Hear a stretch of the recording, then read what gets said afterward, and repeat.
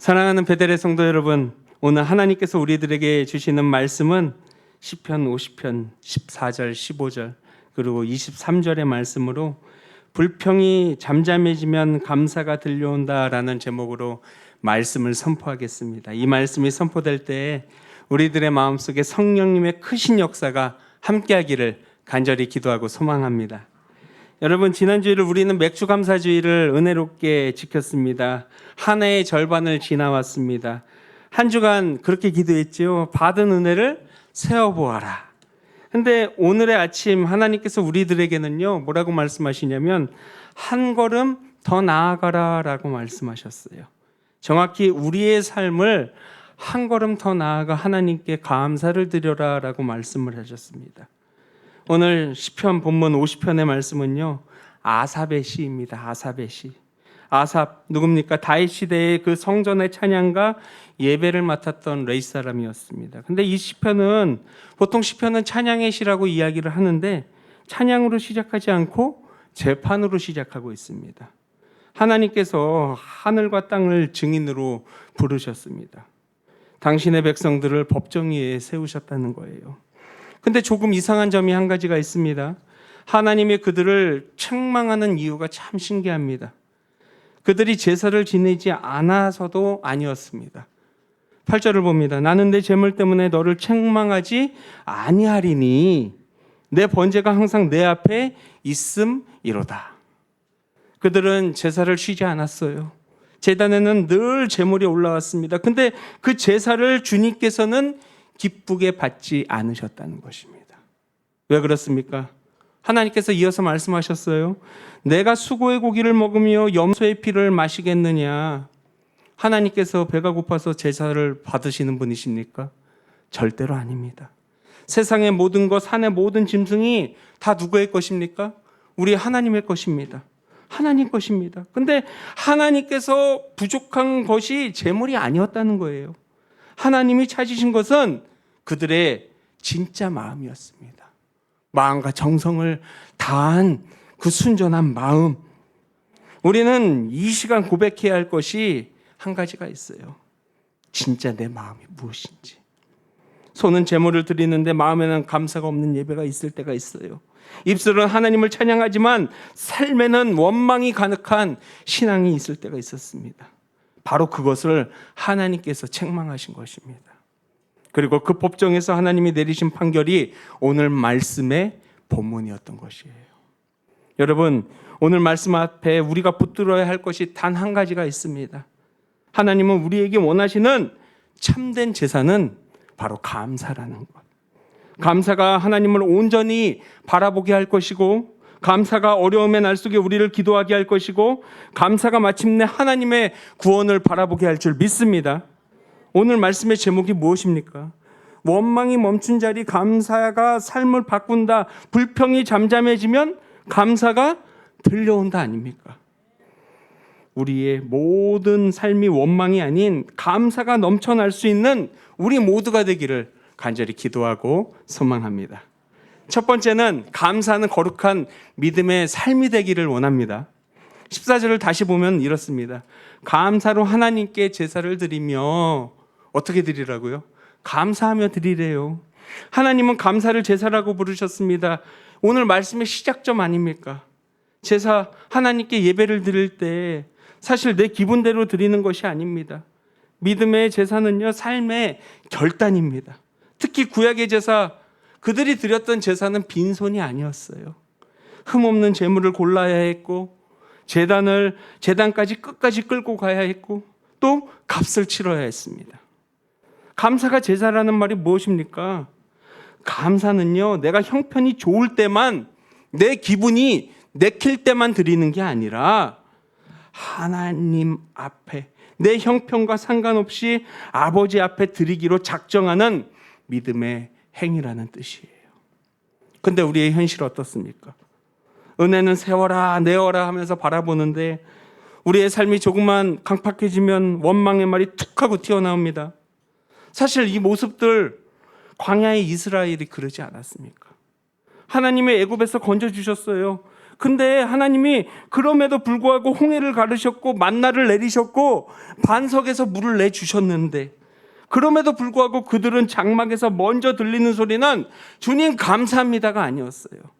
감사가 아니라 원망이었다는 거예요. 과연 그들에게 은혜가 없어서 그런 모습을 보였던 것입니까?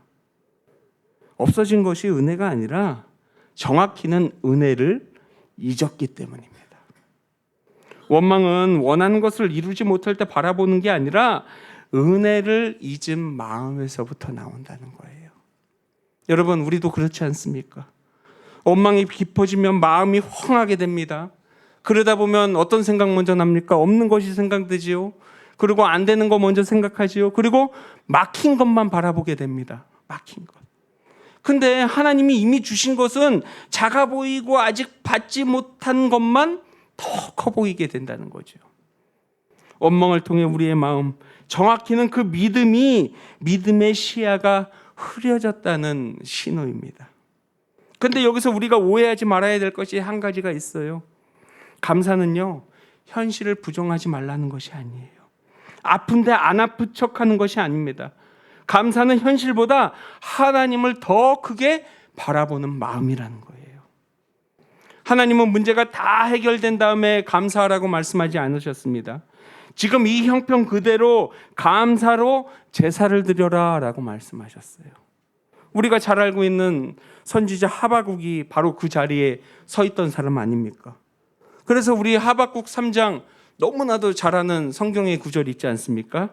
비록 무화과 나무가 무성하지 못하여 포도나무에 열매가 없으며 감람나무에 소출이 없으며 밭에 먹을 것이 없고 우리에게 양이 없고 외양간에 소가 없을지라도 그럼에도 불구하고 나는 즐거워하면서 하나님을 찬양한다 라고 이야기했지 않습니까? 여러분, 무화과 나무도요, 포도나무도 밭도 우리도 외양간도 다 비었어요. 모든 것이 아무것도 없었습니다. 근데 하박국은 그럼에도 불구하고 없을지라도 기뻐하겠다고 이야기했어요. 왜 그렇습니까? 열매 때문입니까? 재물 때문입니까? 아니요. 여호와 때문, 아니 더 정확히 여호와 덕분이라는 거예요. 소출 때문에 귀한 구원의 하나님 때문이 아니라 오직 하나님을 사랑하는 그 감사의 마음이 있었기 때문에 나는 주님을 찬양한다 이야기했습니다. 상황과 형편에서 나오는 감사가 아니라 하나님에서 나오는 감사, 그것을 더 마음속 깊이 갖겠다고 이야기했던 것입니다. 여러분, 이것이 진짜 살아있는 제사 아닙니까? 그리고 그 제사가 드려지는 순간 우리의 입술이 원망의 입술이 멈추게 되는 것입니다. 원망이 멈추면요, 그동안 보이지 않았던 것들이 하나 두 개 보이기 시작합니다. 내가 아직 살아있다는 것, 내 곁에 아직 사람들이 남아있다는 것, 내 가정에 아직 기도의 불씨가 있다는 것, 그리고 내 인생에 하나님이 여전히 일하고 계신다는 것을 바라보게 된다는 거예요. 원망이 멈춘 자리가 하나님을 다시 바라보는 거룩한 믿음의 자리라는 것입니다. 오늘 그 자리에서 감사의 제사를 드릴 수 있는 저와 여러분들이 되기를 간절히 기도하고 소망합니다. 두 번째는 감사는 사람의 환난 날에 하나님이 우리를 부르신다는 거예요. 15절을 봅니다. 환난 날에 나를 부르라. 내가 너를 건지리니 내가 나를 영화롭게 하리라. 여러분, 잘 바라보시기 바랍니다. 하나님은 14절에서 감사의 제사를 말씀하시고 곧바로 환난 날에 대해서 이야기하셨어요.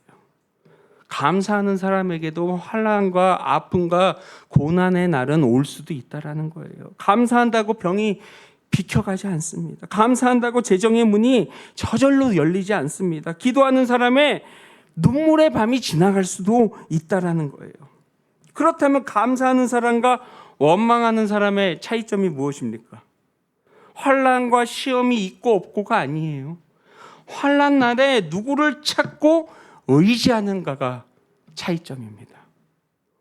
원망의 사람들은요, 환난 앞에서 사람을 탓하고 환경을 탓하고 끝내 자기 자신을 미워하는 경지까지 오게 된다는 거예요. 근데 감사하는 사람은요, 환난 속에서도 하나님을 부르고 찬양합니다. 평소에 감사로 하나님을 바라보는 사람이 그 사람이기 때문에 환난 날에도 바라보는 분은 오직 나의 하나님이라는 거예요.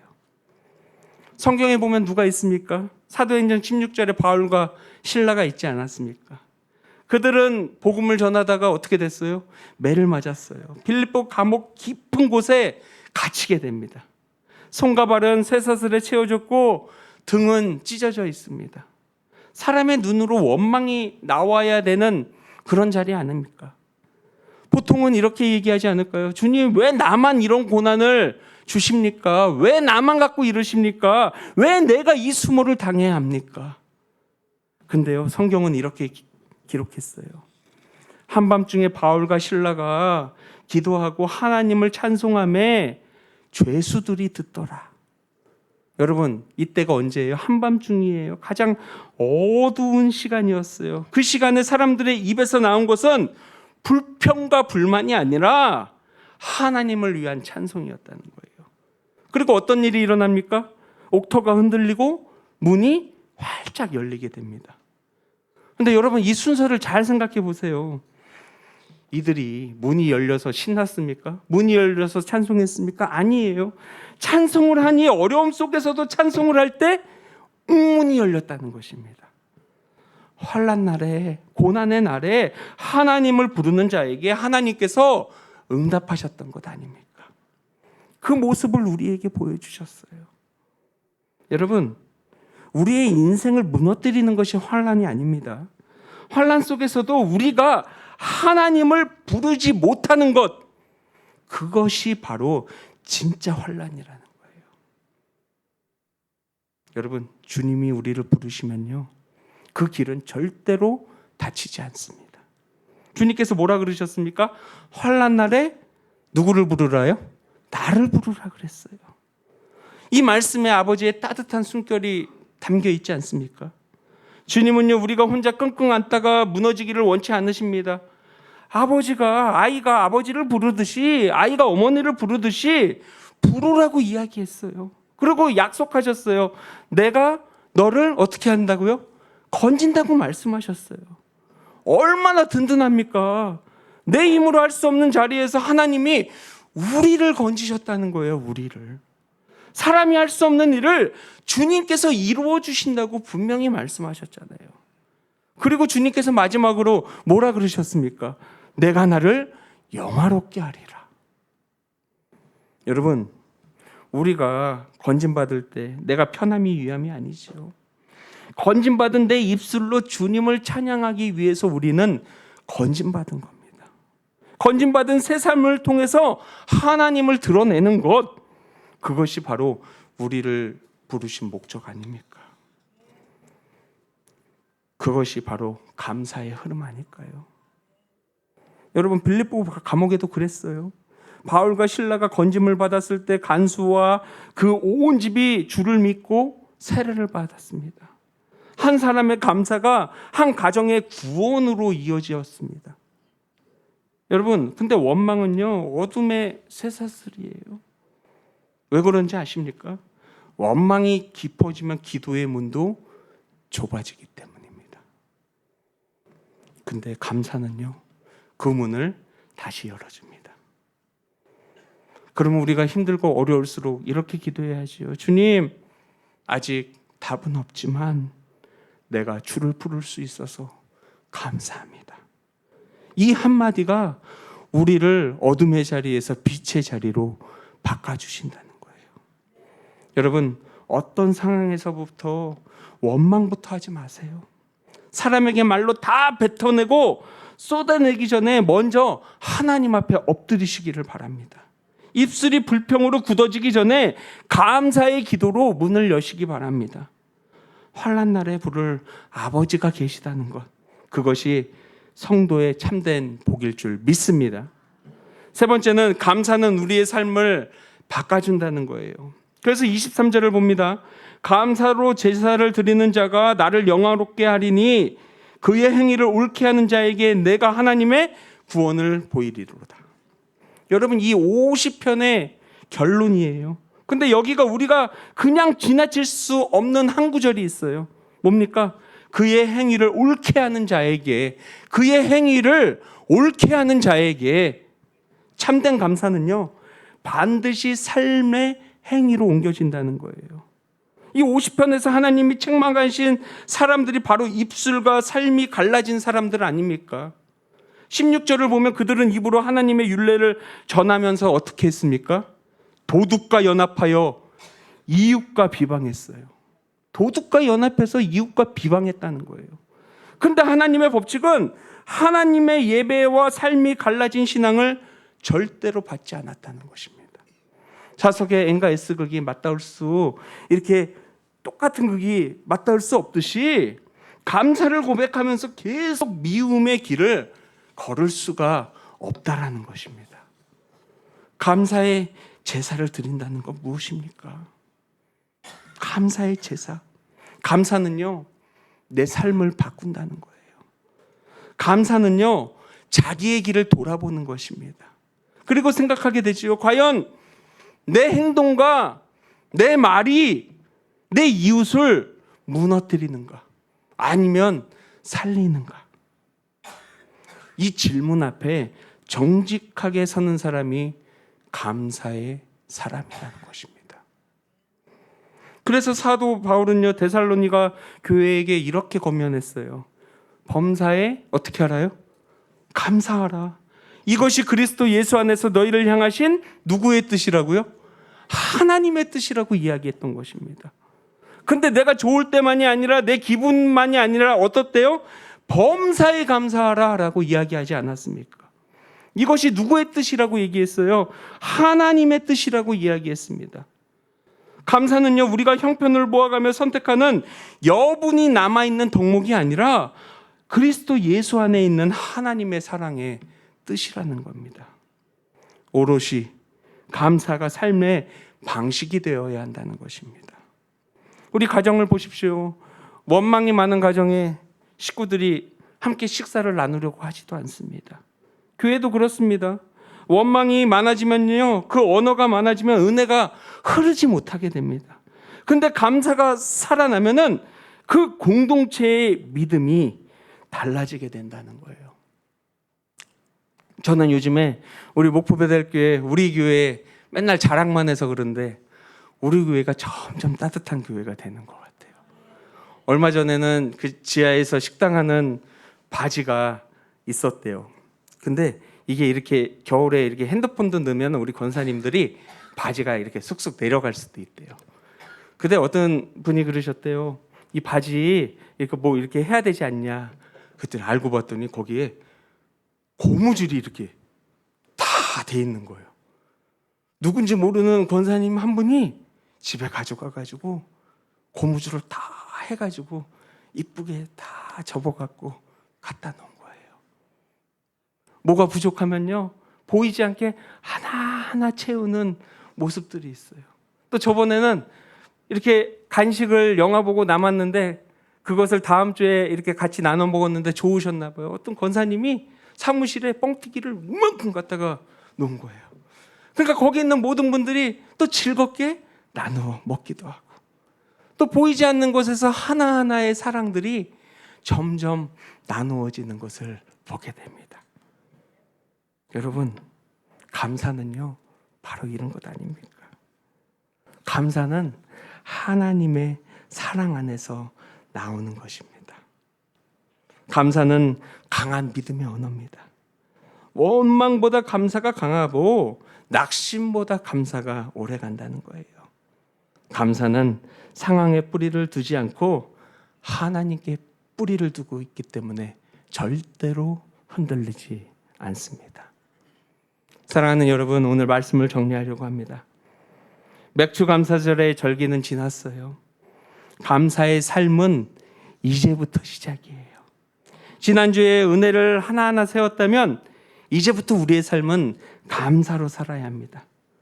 예배당 안에서만 감사하는 게 아니라 가정과 일터에서도 감사하기를 바랍니다. 좋은 일이 있을 때만 감사하는 게 아니라 환난 날에도 주님을 부르며 감사하기를 원합니다.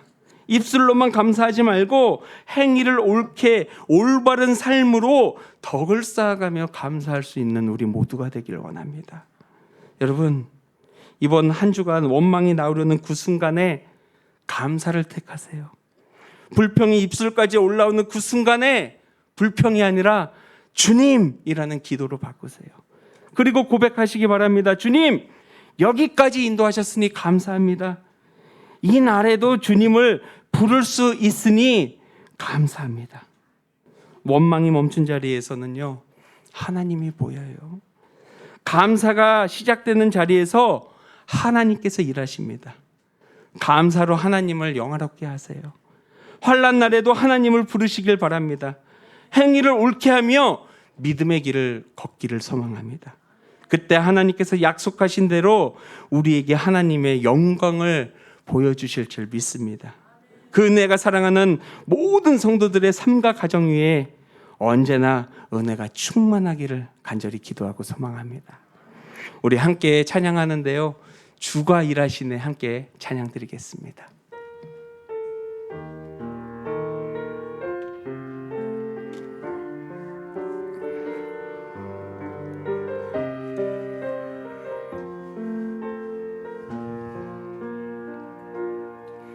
날이 저물어 갈 때, 빈들에서 걸을 때, 그때가 하나님의 때. 내 힘으로 안 될 때, 빈손으로 걸을 때, 내가 고백해 여호와 이래. 주가 일하시네, 주가 일하시네, 주가 일하시네. 주께 아끼지 않는 자에게 주가 일하시네, 주가 일하시네. 신뢰하며 걷는 자에게. 우리 모인 이곳에 주님 함께 계시네. 누리네 아버지 은혜. 적은 떡과 물고기 내 모든 걸 드릴 때, 모두 고백해 여호와 이래. 주가 일하시네, 주가 일하시네, 주가 일하시네. 주께 아끼지 않는 자에게 주가 일하시네, 주가 일하시네. 신뢰하며 걷는 자에게 주님께서 일하십니다. 주가 일하시네, 주가 일하시네.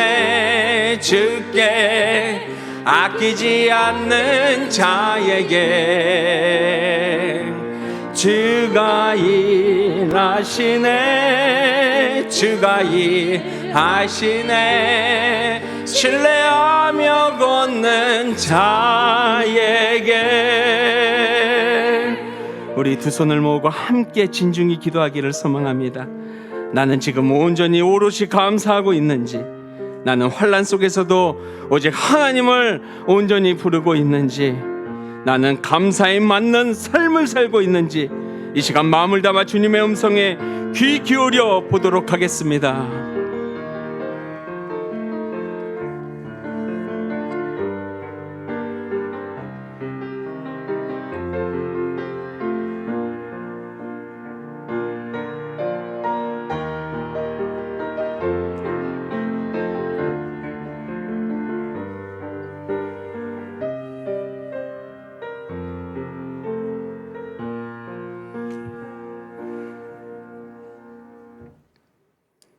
하나님 아버지, 지난 시간 베풀어 주신 은혜를 기억하며 아버지 앞에 감사의 제사를 드립니다.